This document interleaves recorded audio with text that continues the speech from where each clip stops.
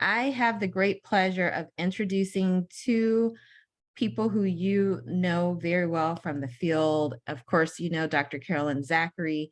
She is our current state director and education administrator for the Adult Education Office at the California Department of Education.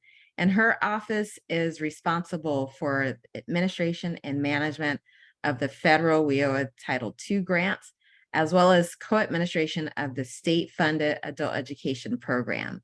She's also currently a representative on NASDA, the National Association of State Directors of Adult Education Board of Directors. And outside of education, Carolyn sits on the executive board of the California State Chapter of PEO. Joining us also on today's presentation is Kathleen Porter.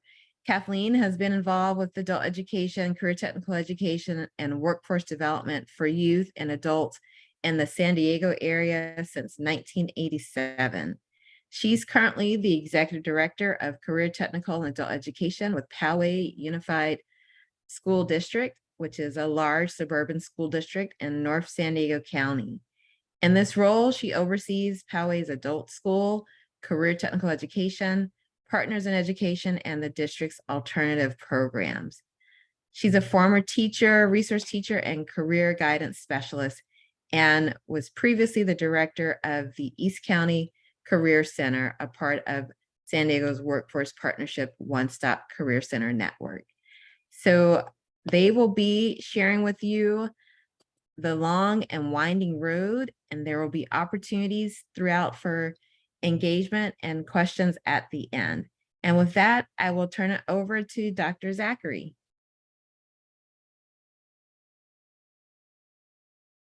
Thank you so much, Sharice. And I'm trying to advance the slide forward, and I'm not doing it. Why not? There we go. Okay. So thank you so much for that introduction. And I'm very pleased to be working and presenting with Kathleen today. We go back to my days in the Perkins office. And so it's so exciting when I get the opportunity to present with Kathleen. So today, our goals are to explore what the significant elements are of the student journey from recruitment, maybe even a little bit before, to completion and a little bit after, as well as looking at those pain points that really can interfere with student achievement, but can also interfere with other aspects of enrollment into your program or persistence. We're going to identify data kind of to help with those pain point areas, so you can focus on that to improve student outcomes. We're going to examine the elements of design that might contribute to and help promote student persistence and achievement. And then, because we really believe that you should leave this 1-hour webinar with something tangible and something to do next, is to develop some possible next steps to implement strategies in your agency. So I guess I need to pause. So how did we get here? Okay, I might ask Kevin to just drive because it's jumping all around. So one of the things that we, as the CDE Adult Ed Office, we have the opportunity to do every year is we participate in what's called the National Reporting System Annual Training. And at that annual training, we have the opportunity to dive really deep into issues that the Office of Career Technical and Adult Education is seeing kind of nationwide. And in the past, we have looked at the outcome data, the employment and earnings outcome data. That's how we came up with the survey. And that was one of our outcomes of that work. So this summer, the goal was really looking at enrollment. And as we've seen in California, as in the nation, all of our adult ed enrollment has gone down due to the pandemic. And so we were working on thinking of ways to increase enrollment. So that was the main focus. Kevin, can you go to the next slide? Thank you. So I want you to imagine being a non-English speaker or very limited English. I'm gonna close your eyes, and you want to learn English. So how do you find out how to learn English? Maybe you talk to someone else and they can tell you, oh, there's an adult school that you can go to and they'll help you learn English. So now you walk on to the campus. Imagine yourself, remember, little to no English, you're on the school campus. What does that feel like? What do you see? Think about that for a moment. And then you figure out somehow, because again, you're limited English, how to go into an office. And now you're greeted in that office. How are you greeted? How is that interaction? And how does that all feel for you? So I want you to think about that for just a moment, and then in the chat, I want you to type in how that, if you were in that person's shoes, how that felt for you. Whenever you're comfortable, start writing into the chat.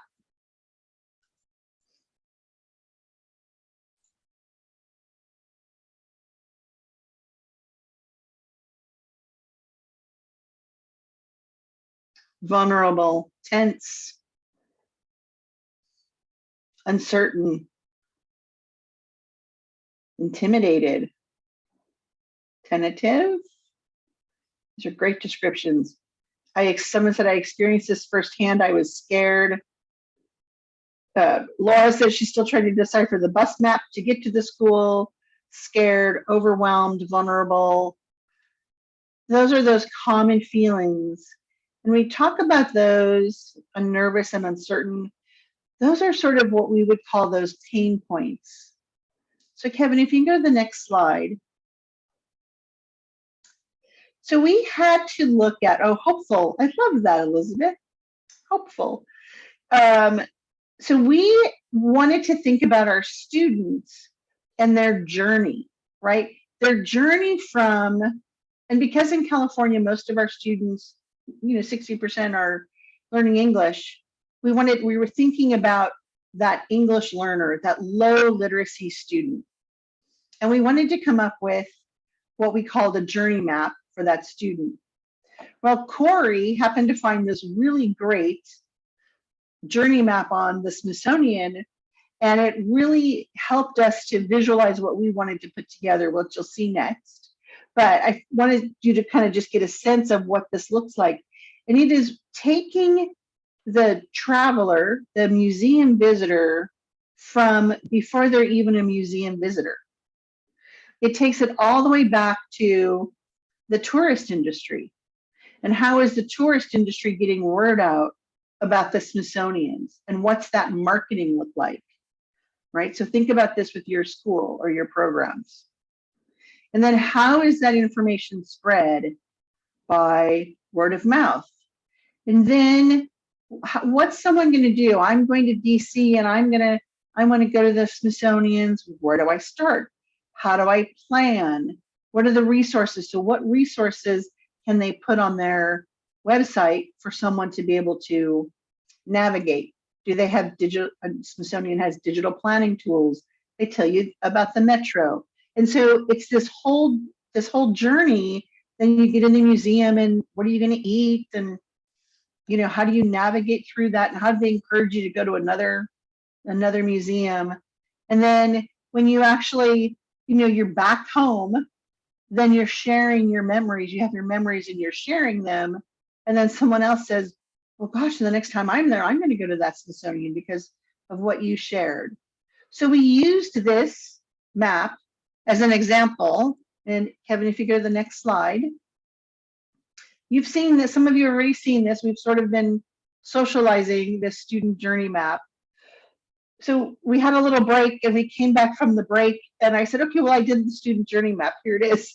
So I kind of whipped this together on Word, and we're going to send it out in a Word format so that you can manipulate it. And I just want you to know that that line is one line. So, you know, if you're playing around with it, you'll see sort of how things are situated in there. But it's this idea of potential students.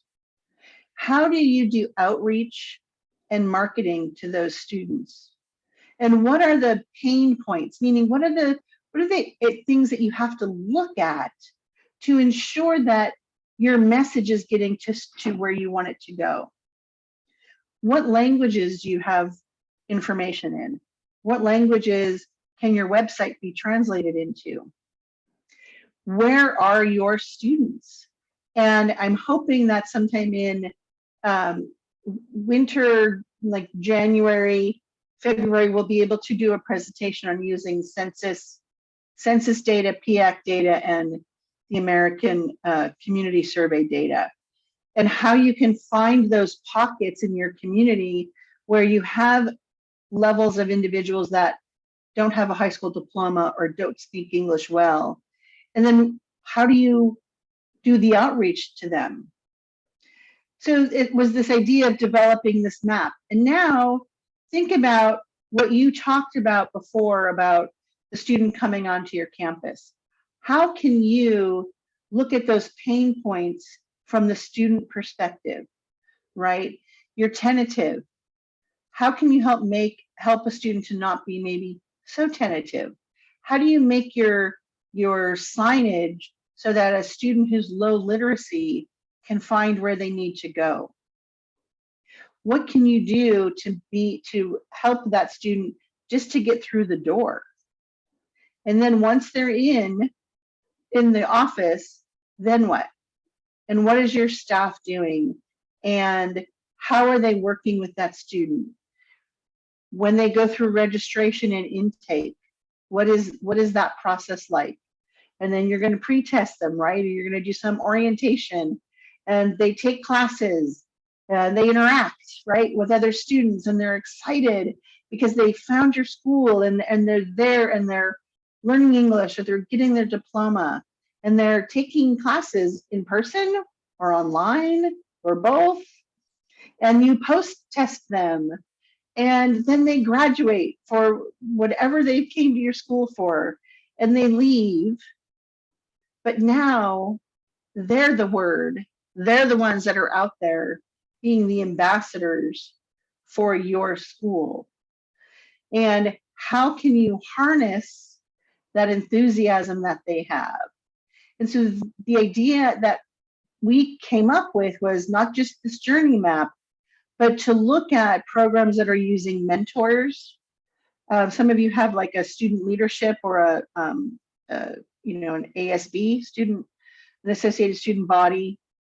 And then how can you have ambassadors after they leave your school to go back into their communities? And when I think about communities, I think of, church events or churches or farmers markets or flea markets, right? I think of those places where individuals congregate that they can share that story, because we feel that having a student tell their story is more powerful than me coming and talking or Kathleen coming and talking, right? But a student saying, well, I found the school and this is how I got there. I took the bus 36 and it dropped me off right in front. And then when I went inside, they were so helpful, and I took classes and my English is so much better.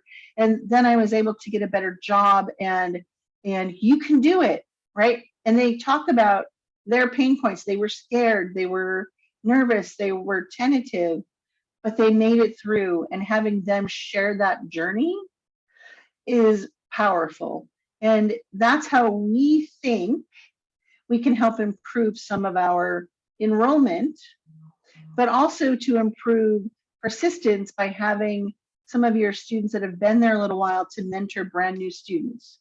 Because the other pain point that we thought about is, I think that we really help our students in adult education through registration and intake, and then when they get started in the first class. And then what? Where are those touch points with those students? I know touch points is probably not the right word to use, but what are those points of interaction? And can they have a buddy student or a student that's, in a higher ESL class that's their buddy, and they touch base with them a couple times throughout the month to say, how's it going? Are you getting to your classes? Are you doing all right? Do you have any questions? Again, because there might be a different comfort level with a fellow student versus a teacher. Though I know our students love our teachers because the teachers are great. But there's just that different comfort level, right? To say, well, I'm really stuck on this, I'm getting online on this, and they can get help. So that's our idea, and that's for this student journey map. And so as Kathleen kind of moves through these next parts, I want you to think about what are those pain points for students, but also it's important to think about what are the pain points for your staff, right? What are some of those areas where it's a struggle for them, on registration day? Maybe you need more people to help do registration if you do a single day or a single week of registration, right? So what are some of those pain points as well for your staff, for your instructors, and really looking at it through different lenses? Kevin, next slide. And so why does it matter? Again, we talked about that idea of student enrollment, increasing enrollment. I know you all want to increase your enrollment. And I know that you also want to see more of your students persisting and going on beyond those 12 hours, making their educational functioning level gains, right? Meeting their goals that they've set for themselves. So this idea of the student journey map just gives us a different lens to be looking through so that we can move the needle for our students here in California. Next slide, Kevin. And here we go, Kathleen. Thank you, Carolyn.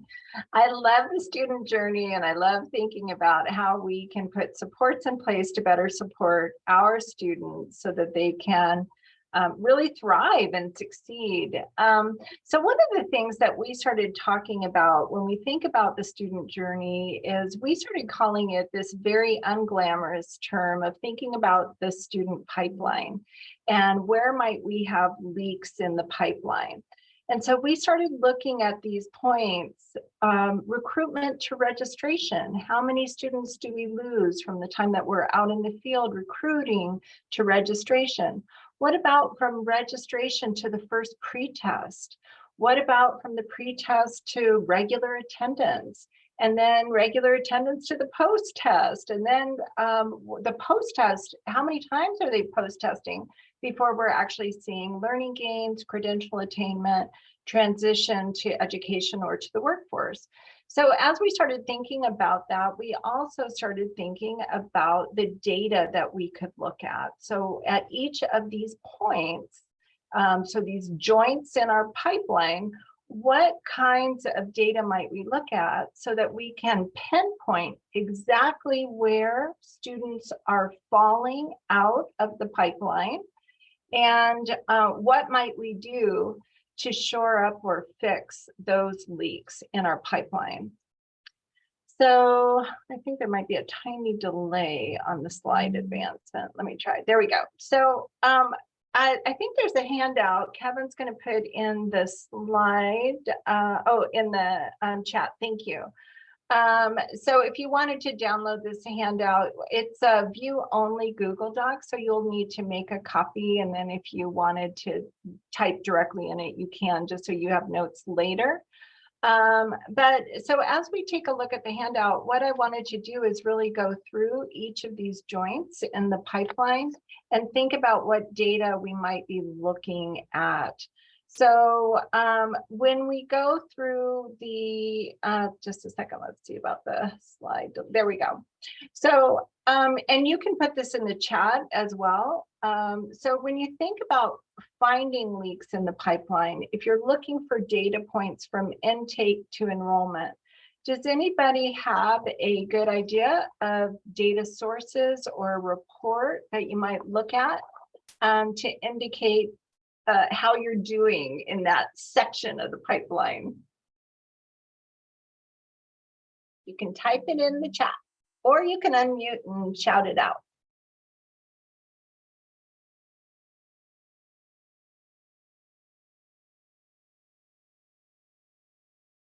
Oh, thank you, Kim. Yeah, wait list would be a good idea. If you have wait lists, test records, another good idea. Thank you, Kim. Kim's being brave. Oh, Barbara, orientation no-shows. Yes, that's right. How many people scheduled to come to an orientation, but they never showed up? Oh, and Beth talks about if the intake is a video, it could be viewed. It could be times viewed versus enrollments. Yeah, that's excellent. That's a great idea, Beth. Thank you. And Grace, attendance started registration but never came to orientation, or did orientation but never attended class. Exactly. So those are the sections of the pipeline that we really want to gather specific reports so we can pinpoint where in the pipeline might students be falling out. And then once we know that, we can look at how might we address those specific issues.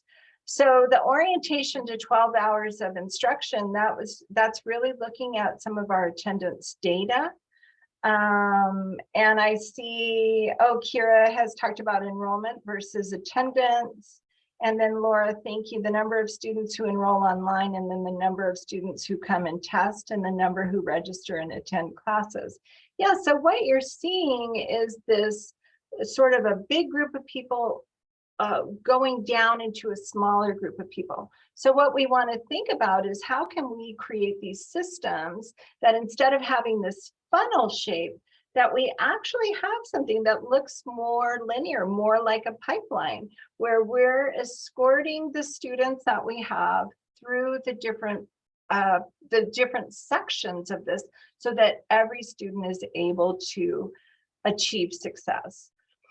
So I'm going to advance our slide here, and I'm just going to, I know this might be repetitive for some of you, but I do want to take a minute to think about, so once we know how students are progressing and what are the points that they need to progress through, what are the persistence factors that we really need to look at? What are the drivers of persistence? And so as we start designing our programs and our systems to support students moving from point A to point Z, how is it that we factor in these student persistence pieces?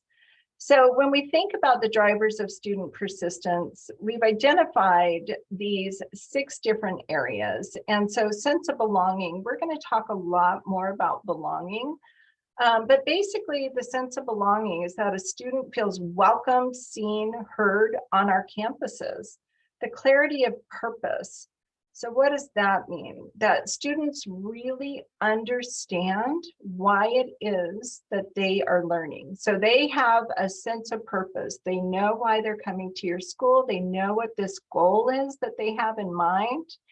And that's what they're trying to achieve.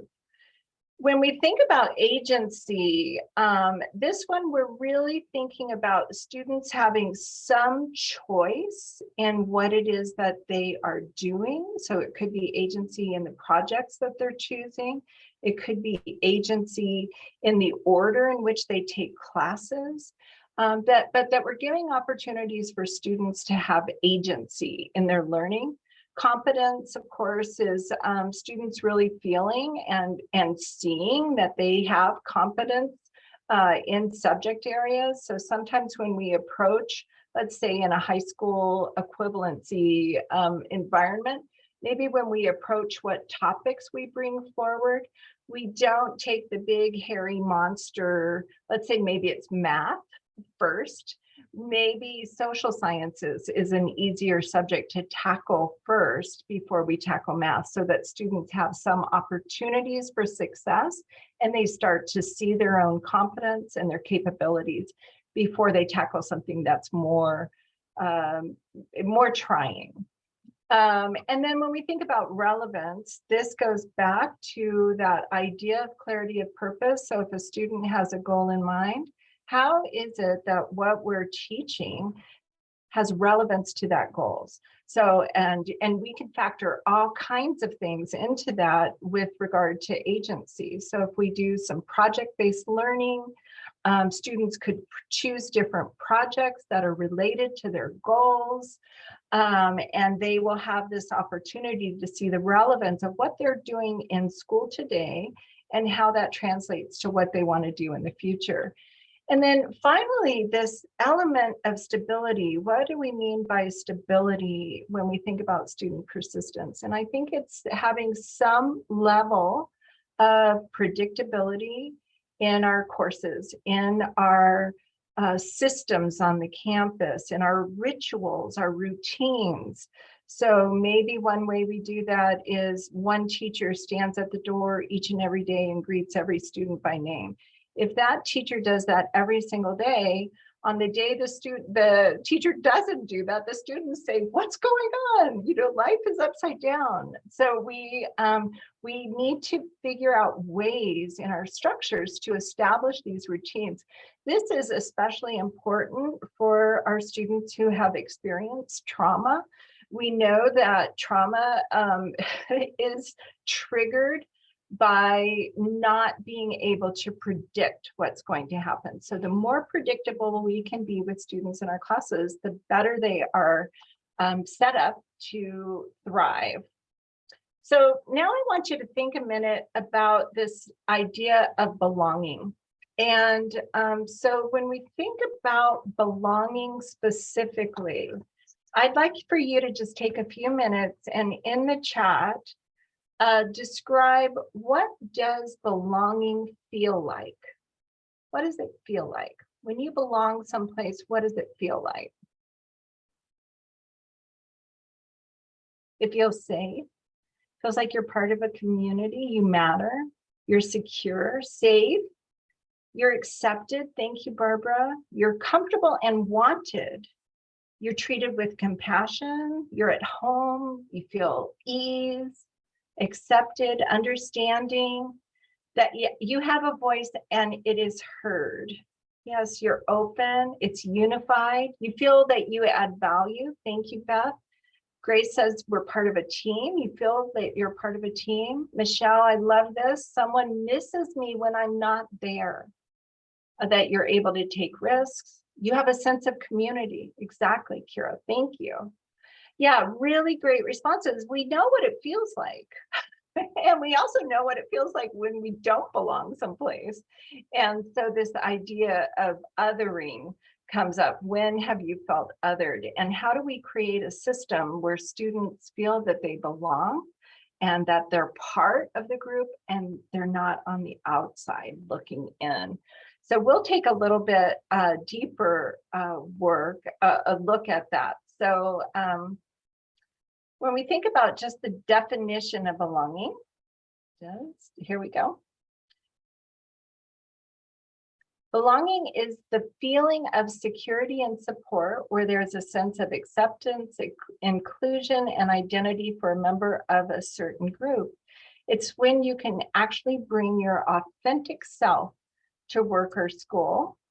So when employees feel like they don't belong at work or students feel like they don't belong at school, their performance and their personal lives suffer. And so creating genuine feelings of belonging is a critical factor in improving engagement and performance. So nothing mind-blowing there necessarily. I think those are all the key points that you all put in the chat. Oh, Janae is asking, can that definition be put in the chat? You bet, we can do that. I'll do that toward the end, Janae. So we read this book over the summer, we being our staff, Design for Belonging, and it's written by Susie Wise. And so she's part of the Stanford D School. And so I wanted to share with you some of the things that we learned in reading this particular book and looking at belonging specifically in a different way. So Wise identifies, and this is, if you're following along on the handout, this is on page 3, but Wise identifies these dimensions of belonging and levers of our design. So levers for the design. When we're designing something for belonging, these are the things that we need to be intentional about. And so in your mind, what I'd like you to do is think about a specific event or a specific meeting, or it could be a class or an orientation, or it could be onboarding a new employee, something that you do, just something. And then we'll kind of go through that example, and I'll give you time to think through how these elements come to life in your example. So does everybody have a meeting or an event or an orientation or an onboarding experience or something in mind at this point? Okay, I see some thumbs up. Great, thank you, Barbara. So I'm letting Barbara be the pace setter for our group. Oh, I see more. Thank you, Kim. Okay, so when you have this idea in mind and you think about inviting somebody, so how do you invite them? Do you invite them with a written invitation? Do you send them an email? Are you picking up the phone and calling them? Are you texting somebody and inviting them to this event? Are you out in the community passing out a flyer? How is it that we're inviting? And then let's go down to the levers of design. So when we think about communication in that, in this kind of an invitation role, we want to think about, well, how are we using language? Are we translating the message into different languages? How are we, what are the methods that we're using to communicate an idea? What's the frequency that are we reminding people after? So we've invited them, let's say we're talking about an orientation. We've invited them to an orientation. Are we reminding them of the orientation? Are we reminding them in their language that we have an orientation and that they've scheduled for that? Do we give them, flyers, anything that they might need for that? So then now we think about welcoming. How are we welcoming our people when they come? And so this is kind of this active hospitality. This is an act or a series of acts that honors participants' emotions and identities and allows them to bring their full self into an environment. So again, are we greeting them at the door? Do we have the name tag for them? So when they come in, we say, oh, hello, this is you. We have a name tag for you. We were expecting you. Or we have a place card for you. Or in some cases, we might even have a student ID badge that we give to our students. How is it that we're welcoming them when they come to the campus? And so next, we're going to think about knowing and accepting. So how is it when they come that they know that they are accepted? So this could be this is described as embracing participants fully, so they feel seen for who they are and how they're known in the organization's culture. So showing somebody, if we're talking about an ongoing, an onboarding experience, this might be where you have an organizational chart and you actually show people where they fit in the organization. You ask them to tell you about themselves. You tell them about yourself. What did you do over the summer? It's just this idea that you're really caring about the person in front of you. Participating and contributing. This is authentically engaging a member of a community in ways so that they know their voice matters to the community, and it makes the community even better, even if they're dissenting. So when you think about these opportunities for questions, opportunities for discussions, maybe now we're thinking about a staff meeting. You're advancing a new idea. Staff people may not be appreciative of a change. How are you engaging in a discussion where we can actually contribute and participate in a way where it's healthy and people are, and you're getting to consensus? You know, how are we creating those opportunities for people? And then the growing piece is that people feel that their participation actually made the result better. So actually made the process. If I weren't here today, that class wouldn't have gone as well because I contributed in some meaningful way to the class.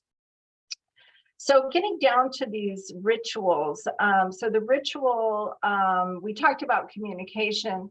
Ritual is really all about the habits and the relationships and the protocols. So it's going back to when we talked about the learner persistence factors. It's that predictability that we're looking for. What is the ritual?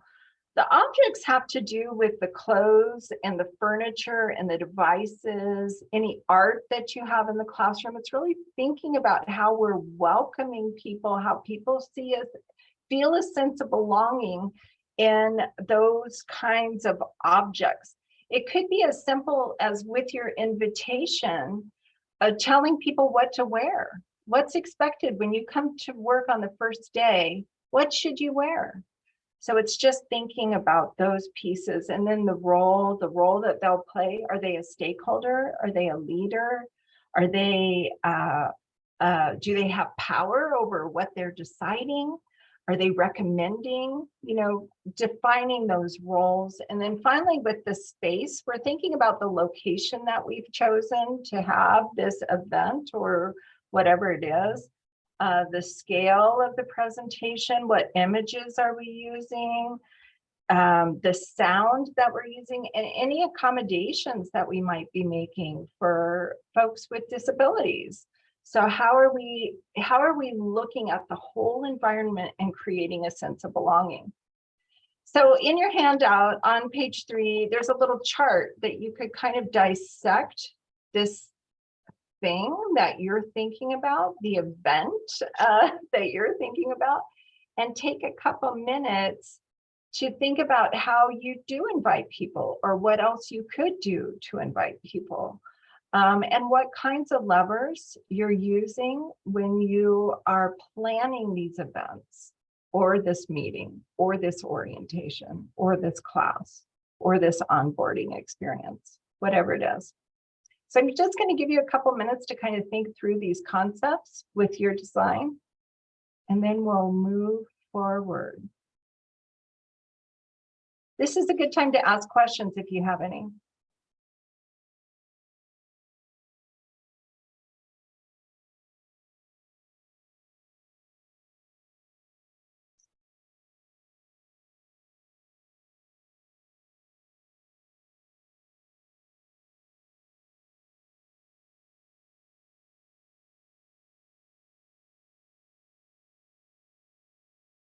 I'm going to give you about 10 more seconds, then we'll move forward.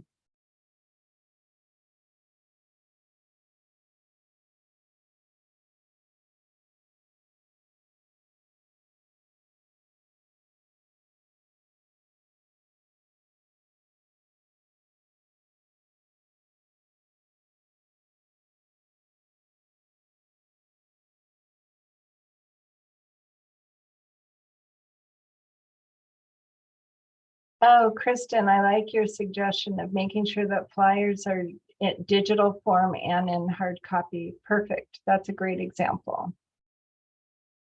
Does anybody else want to share an example that you came up with or you were thinking about?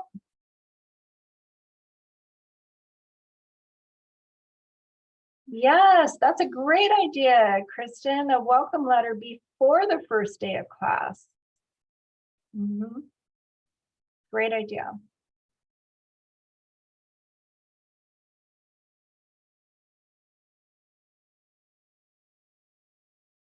Is anything else popping into your minds?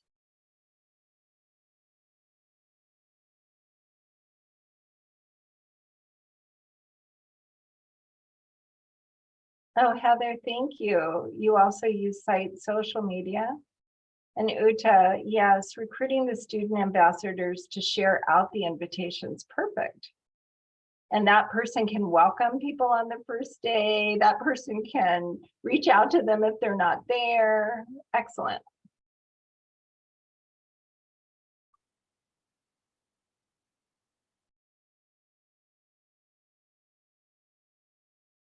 Okay, I'm going to push us forward.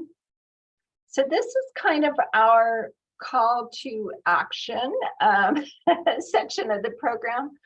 So first of all, just in the chat, if you can think about this, what data will I examine to pinpoint an area of focus that you really want to focus on? Is there a specific report or data that you want to look at? So Juan, welcome back. Student luncheon and dinner hosted by ASB. That's perfect. And Kristen, yes, your CASAS data. That's a perfect place to start.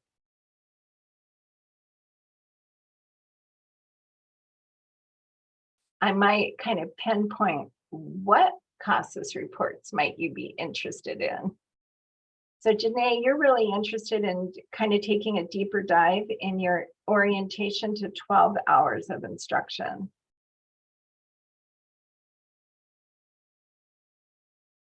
And Tom, the number of students who test compared to the number of students who attend, start near the beginning. Yeah, thank you, Tom.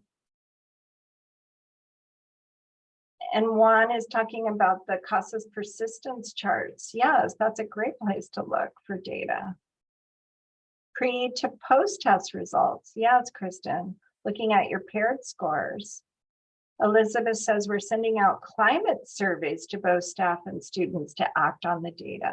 That's excellent. And let's see, so we have registered students versus those that show up for class. Yes, and the ASAP attendance reports, Kristen, excellent. Yeah, we've got a lot of good ideas. Okay, so those are excellent starting places. So make a little note to yourself that you're committing to do this. You have one thing that you're gonna do to look at data. And then with that, I'm going to say the second thing we want you to think about is there something specifically that you might think about designing some additional support systems for student belonging?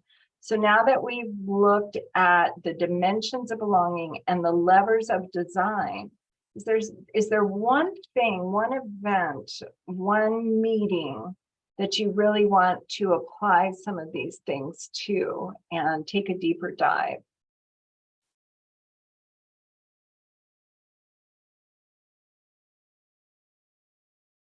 YAM texting instead of email. Okay.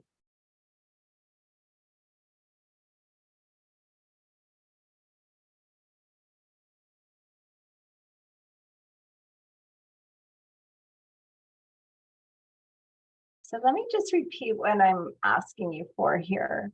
So is there one meeting or one event or one something on your campus that you're kind of thinking that you might apply the dimensions of belonging or the levers of design to take a deeper look at? So Kim, I see you're saying the weekly check-in meetings with teachers. That's a great place to start. Yeah, just looking at one meeting through this lens of designing for belonging is a good idea. Oh, okay, thank you, Tom. So Tom's going to think about this as he plans for the October staff development. Perfect. That's a great idea.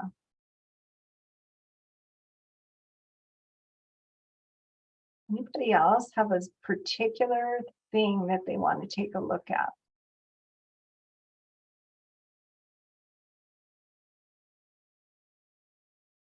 Team meetings, successes, shout outs, challenges. Yeah, those are great ideas, Kristen. Thank you. And Kim is talking about involving more staff in orientations with the intent of connecting students to a staff member they can go to for support. That's excellent. So everyone has a person on a campus they know they've met. It's not scary to go to that person. Let's see. So Stacy talks about the WASC focus group. Stacy is going through WASC this year. WASC focus group meetings and inviting students to join in those meetings. Thank you, Stacy. Okay, and so then our final challenge for you is how might I enhance opportunities for belonging among our teachers and staff? So we've thought a lot about our students. Tom mentioned staff development opportunities. What else might we do for teachers and staff to get them thinking about belonging or to get them belonging themselves? Oh, Kira, thank you. Recognition of service. Yes.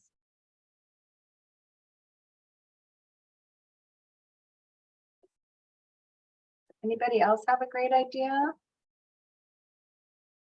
Oh, yes. Book club with the diversity, equity, and inclusion topic. I love it. A staff picnic, shared Google Docs for idea generation. Great idea. Liza and Grace, thank you. What else?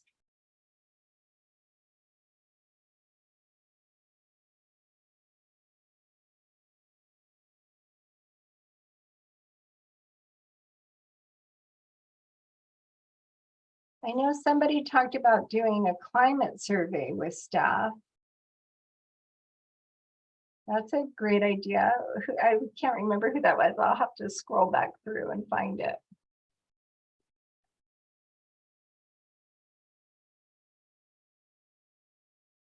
Team building opportunities. Oh, Grace did a staff bingo. That's fun. And so, Grace, did you do freaky facts about the staff members so people got to know one another better? Oh, and Kim is saying she'd really like to know specifics of the climate survey. We did a diversity survey that I can share with you, Kim. Other people might be able to share other surveys with you as well. Icebreakers with staff, books you read over the summer. Yeah, those are great ideas.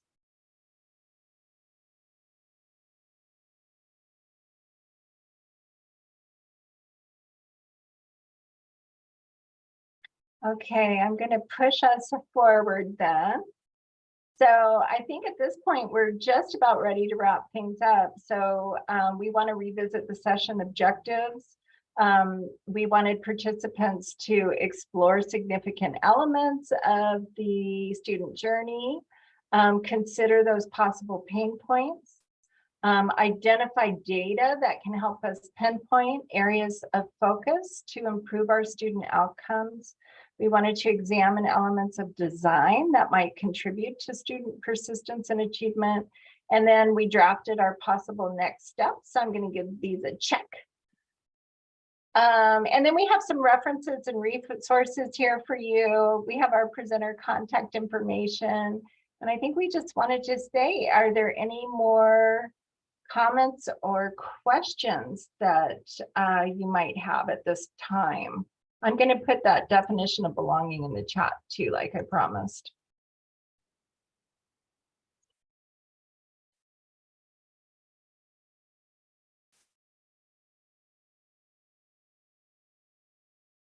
No questions?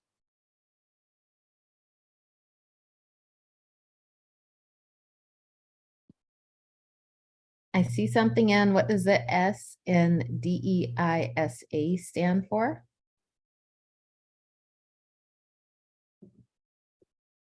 Liza, can you tell us what that is? Oh, sure. Social justice. Oh, love it. Yeah. And I also heard a B this morning. My husband's company is using B for belonging. Oh, nice. Very nice, very nice.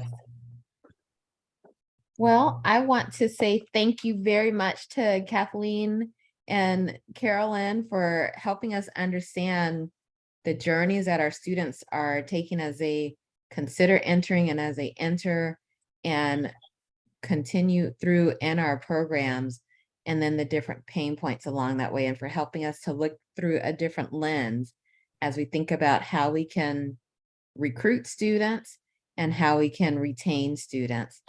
Truly, this is a way in which it will help all of us to better support our students. So I really want to thank you for this presentation and having us kind of pivot a little bit more about always thinking about being student-centered and their experience. Understanding that is really, really helpful.